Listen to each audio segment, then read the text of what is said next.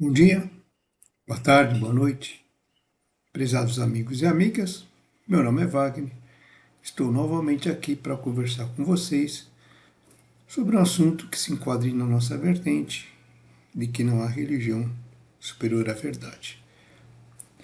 Hoje eu vou entrar num aspecto, talvez curioso, tendo em vista os vídeos que estão disponibilizados, de forma geral, para o público geral, sobre a questão da Lua, ou do satélite da Terra, ou do planeta Lua, conforme queira alguns. Ao observar alguns vídeos, alguns comentários sobre essa questão, então resolvi fazer esse pequeno trabalho, essa pequena apresentação, separando bem as duas conotações bem diferentes e distintas da visão acadêmica, e dentro da visão acadêmica aí se enquadra todos os aspectos, astronomia, ciência, etc, etc e tal. E o esoterismo em si. Então vamos fazer uma comparação que eu acho interessante. Para não haver questão de erro de interpretação ou, porventura, nomear de uma forma equivocada um entendimento principalmente acadêmico, eu vou fazer aquele nosso costumeiro quadro com a leitura e depois volto para vocês para fazer umas considerações finais. Ok? Então vamos lá. A origem da Lua. Visão acadêmica. Há 4 bilhões de anos atrás, veio um objeto, ao qual deram o nome de Theia, que era do tamanho do planeta Marte, e colidiu com a Terra, sendo que esta, nessa época, era apenas uma bola de lava. Esse objeto entrou no interior do planeta, misturando seus conteúdos, pois a Terra não era, nessa ocasião, um planeta sólido.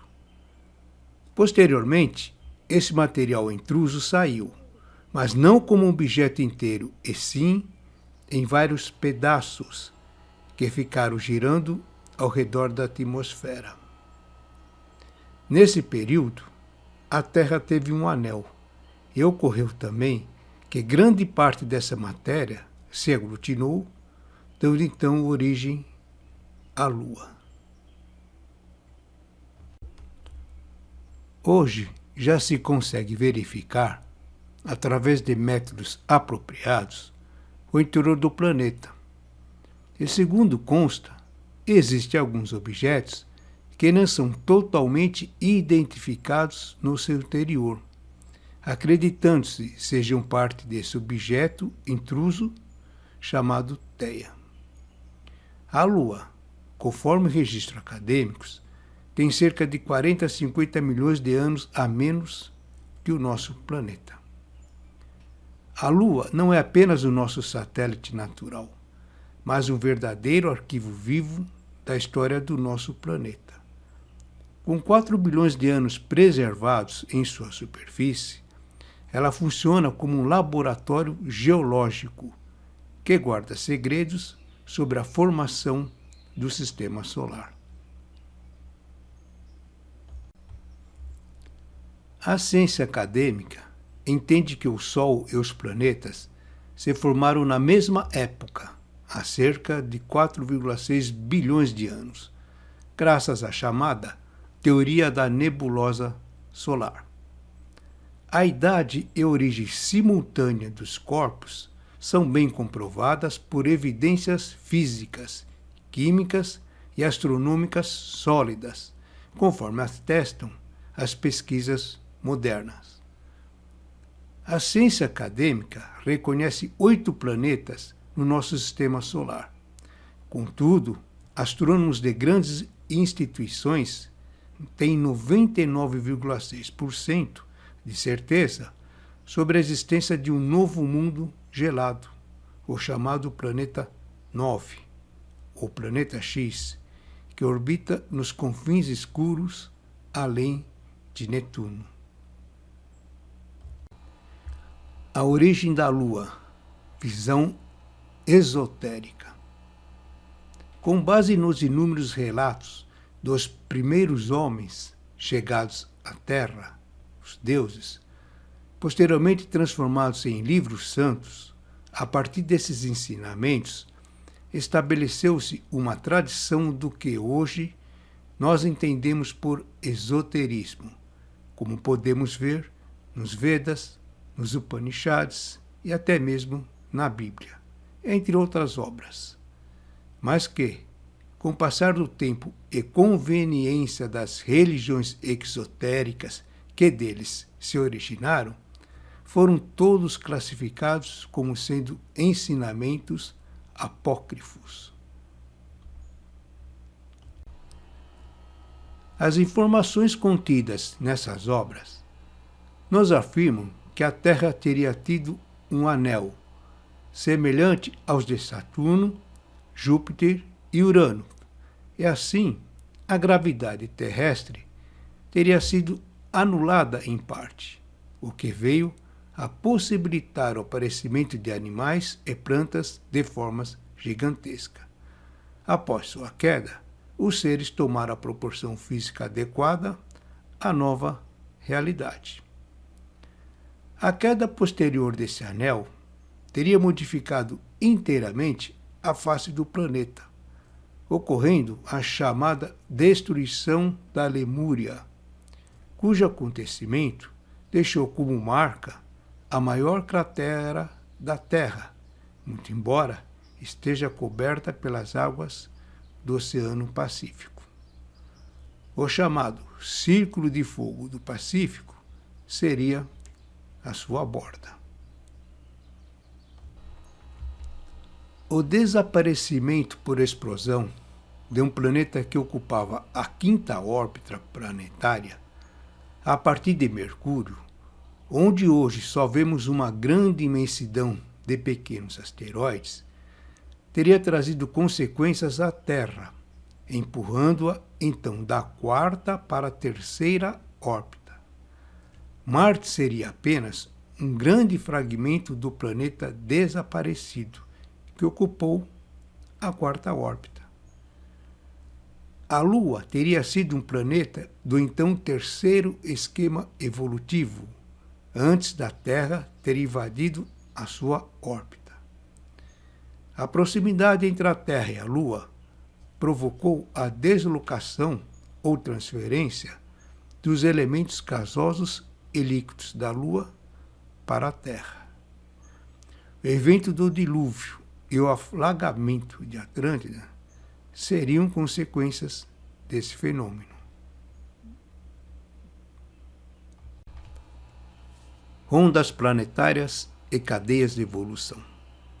Na visão esotérica, uma cadeia de evolução, que é um conjunto total, um planejamento total de evolução, existem 7 rondas planetárias, cada um com 7 planetas, como nós podemos ver, dentro de planos mais sutis, até o plano mais denso, que é onde está a Terra hoje em dia. Primeiro esquema, segundo, terceiro, e nós estamos no quarto esquema evolutivo. Os 3 primeiros já se encerraram. A Lua fazia parte do terceiro esquema evolutivo, que já está encerrado. Portanto, a Lua é apenas um planeta em dissolução. É um cadáver astral, como podemos dizer. É isso. Não tem nada a ver com a Terra. Fazia parte de um esquema evolutivo anterior que já se encerrou por completo. E agora nós estamos vivenciando esse quarto esquema.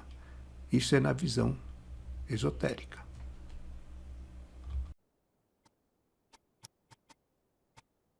Meus amigos, em resumo, seria isso. Mas eu acredito que se a gente for falar para grande parte da humanidade hoje sobre essas duas vertentes, é capaz das pessoas perguntarem que tipo de chá a gente está tomando, que vão achar isso uma doidice. Mas é o que temos. Não há prova sobre a teoria dos deuses, que foram eles que deixaram os ensinamentos para os egípcios, os maias, os incas, as grandes religiões dos Egito, da Grécia, luz antiga, todas essas vertentes acabam, viessem deles.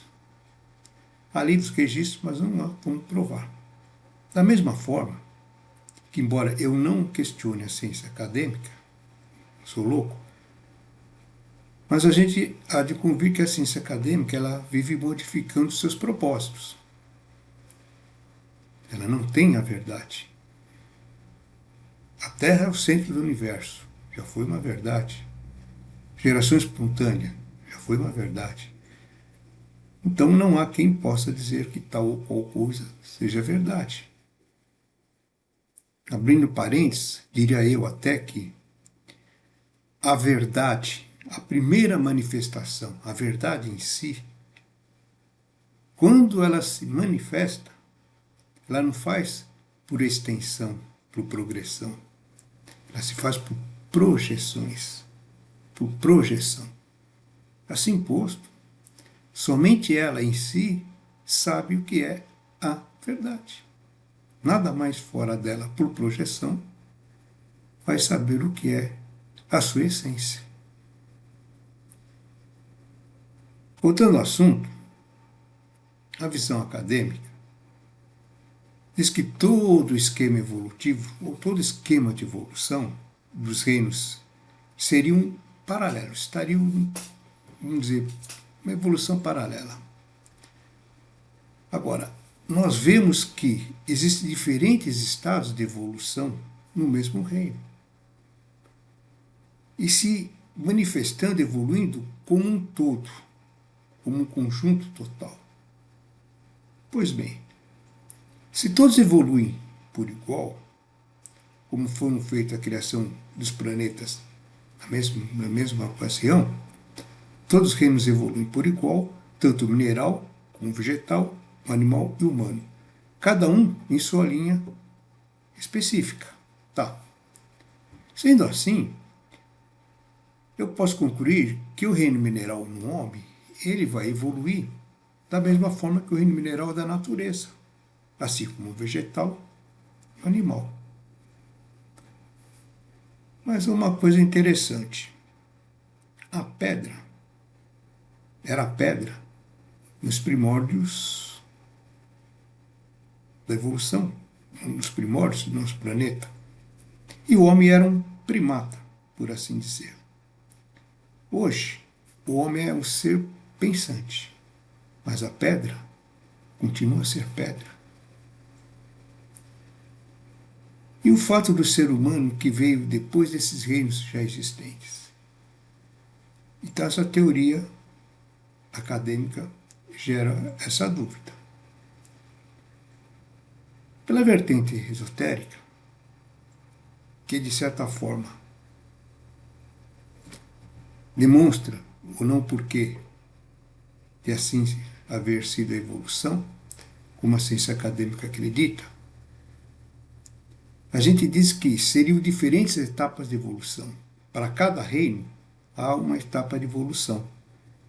Até porque o ser humano contém em si os reinos anteriores. Cada reino teria sua etapa de evolução dentro daquele esquema evolutivo que nós mostramos lá para trás. Naquele primeiro reino, ou naquele primeiro esquema evolutivo, onde existe uma cadeia com 7 planetas, a vida passou por aqueles 7 planetas, evoluindo e, no fim, formou uma consciência. Todo o processo evolucional gerou uma consciência. Essa segunda consciência vai trabalhar com a segunda que está em formação, pois obviamente se apresenta de uma forma de ser pensante para ajudar na evolução de uma outra que está se iniciando. A primeira cadeia gera uma consciência e vai ser inserida na segunda para auxiliar a evolução da segunda. O mesmo processo ocorre na terceira. E é onde está o esquema evolutivo que pertence à Lua. A Lua estaria nesse terceiro sistema de evolução. reino mineral, vegetal, animal. Costumamos falar reino, essa primeira etapa de evolução, mineral, não que é o mineral como nós ouvimos hoje, pedra, é que essa primeira consciência se manifestando no planeta Terra, impulsionando a evolução humana, ele se apresenta como material porque aqui é um globo físico. Nós temos em nós os 4 reinos de evolução. Os 3 anteriores se apresentando em nós, estão inseridos em nós porque nós estamos construindo um quarto e eles estão servindo de apoio para a nossa evolução. Agora, a Lua pertence a um terceiro esquema evolutivo, que fez a consciência que hoje se manifesta no reino animal. Pois bem, já encerrou. A Lua foi o último planeta físico desse esquema, o único planeta físico. A vida passou por lá, encerrou-se o ciclo, e hoje a Lua é um cadáver astral, por assim dizer. Está em dissolução, juntamente com todos aqueles outros planetas, dos planos mais sutis, e no caso da Lua, já com o globo físico. A Terra, por sua vez, já possui 3 globos físicos, que está em evolução. Uma vez encerrado o ciclo de evolução, não há mais vida nos planetas, vão se diluir. Está de se notar que a Lua foi um planeta do esquema anterior. Não é um satélite da Terra, é um planeta em dissolução do sistema anterior. Conflitante, por exemplo, diz, naquele mesmo esquema de evolução, que os planetas desse 4º sistema, que pertence à Terra, planetas físicos, seriam a Terra, Mercúrio e Marte. Marte como a explosão daquele 5º planeta que virou um planeta à parte, Marte. Muito bem, então nós temos, dentro da visão esotérica, como planetas para evolução humana, nesse esquema de evolução, Marte, Terra e Mercúrio. Na visão acadêmica, nós temos nosso sistema solar, quantos planetas? 8, mais um 9 que está aparecendo, o X. Nós temos, além de Marte, Terra e Mercúrio, pela ciência acadêmica, Vênus, Júpiter, Saturno, Urano e Netuno. Isso. Conflitantes. Agora, o importante apenas eu quis demonstrar que, na visão esotérica, não procede de forma nenhuma, absolutamente nada, essa visão acadêmica. Qual das duas estão certa? Aí é com vocês. Qual aqui cabe em si mesmo? A verdade, a nossa verdade, ela só absorve em nós mesmos a verdade que ela possa absorver. A verdade externa, ela se sedimenta na nossa verdade interna quando elas não são conflitantes. Mas o importante seria deixar isso. Particularmente, é óbvio que eu entendo, estou alinhado ao esoterismo e acredito nessa última hipótese. Mas fica aí um adendo para vocês. Eu prefiro acreditar que, respeitando a ciência acadêmica, com todo o seu conhecimento, que todas essas civilizações antigas, com todos os conhecimentos acima do que nós temos, com todos os Budas, os Cristos, estariam certos, pois eles são unânimes nesse entendimento. Mas aí é de cada um. Ok? Por hora é só. Foi uma conversa rápida, mas fiz questão de colocar isso para um questionamento, se for interessante para alguém. Agradeceria, como sempre, a atenção de todos. Obrigado por prestigiarem e que a lei maior nos conceda tudo aquilo que nos for de direito, como sempre. Muito obrigado.